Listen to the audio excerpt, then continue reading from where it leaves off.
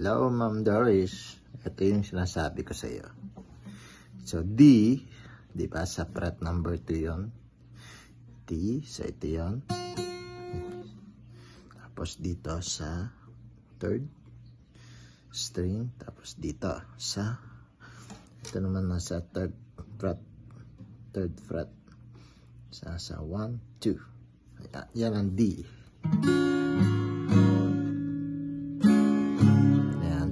So ngayon, kung isi-switch natin siya sa G, ito yung sinasabi ko sa iyo na hindi naaalis sa position itong ring finger. So, iiwan natin siya. Tapos itong dalawang to, pupunta dito sa taas. Ito dapat katapat dito. Tapos ito dito sa string number 5.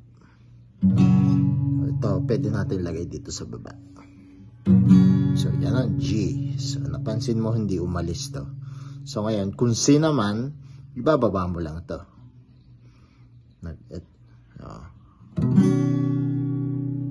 Ulit, D. So, ngayon, ito, hindi ko aalisin to. Ito lang ang gagalaw. Ayan, G.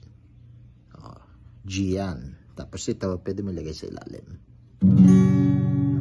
Tapos, ang C, ibababa mo lang to. D,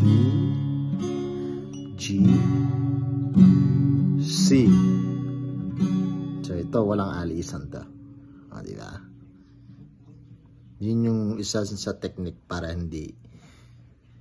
madalian ka sa pag-switch. Actually, ang original lang si ito. So, pwede mo rin siyang gawin na ganito. Shortcut din yan. Isa rin ang tunog niyan. Okay?